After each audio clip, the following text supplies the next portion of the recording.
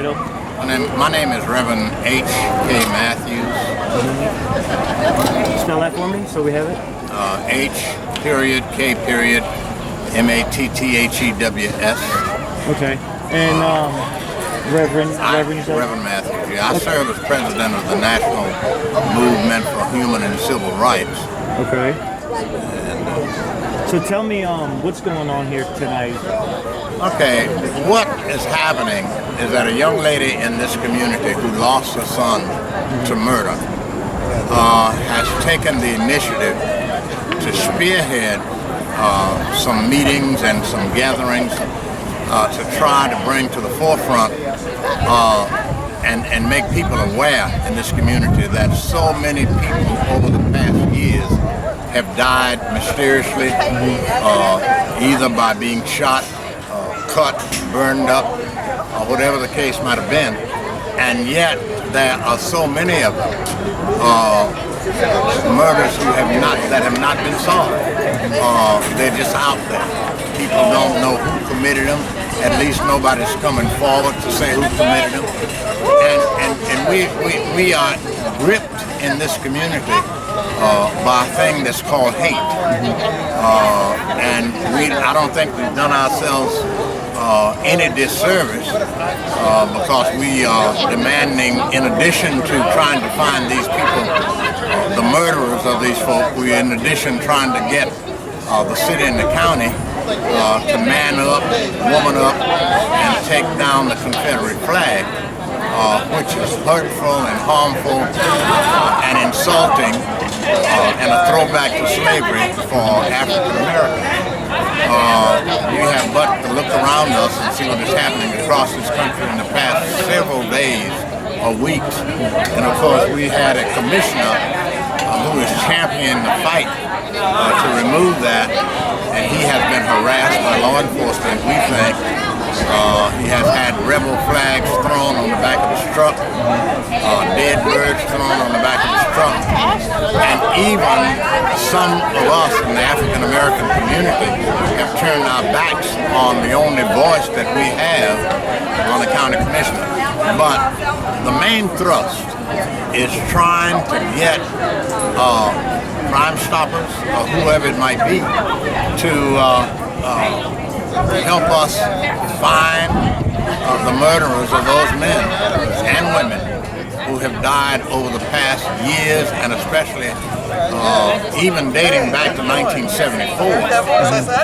when 5 men from Atlanta came down here on a fishing trip. And those men had been coming down here every year, basically, to go to fish, and they were familiar with the waters, and they mysteriously died while they were down here. And when Dr. Abernathy, who's then president of the National SCLC, they claimed they couldn't find the bodies.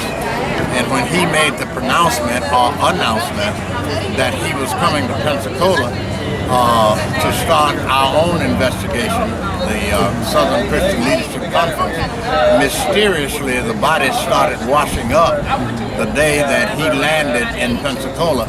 So we are not convinced, even though it never caught fire in Pensacola with a lot of African Americans and no whites, but we are not convinced that those men died accidentally.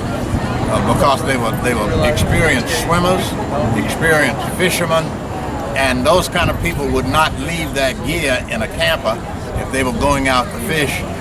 And the anchor on the boat that they were in had been cut. It hadn't been severed like unraveled, but it had been cleanly cut as if cut with a knife. So we are still fighting the battle to try to find out what happened to those men. Some of their families are here. Mr. Anderson from Atlanta, who's working closely with the family, Mr. Ellison Bennett, who is our voice on the ground here in Pensacola for the movement, is doing all he can, even though he wasn't here during the time of the disappearance. But he's working diligently. So tonight is sort of multiple goals. Y'all are going to do a candlelight vigil, and you want to remember them, and it's for the families as well, but also... Exactly, but the message tonight is really to the public out here. If you know anything about anything, report it to somebody. I called a young lady by the name of Deborah Jones, who was mysteriously murdered after the Doug Rain killing of Wendell Blackwell, was found face down after we made the pronouncement that we'd been to see her and we were going back to see her again. It was a thing of our talking too much, or we let the enemy know what we planned to do. So before we could go back to talk to her again, her body was found thrown off the viaduct over by Old Washington High School. I called Crime Stoppers, told them about information that I had. Crime Stoppers has yet, and that's been over 5 years ago, has yet to get back to me. So I'm wondering in my own heart how sincere Crime Stoppers is in trying to solve these murders. Okay.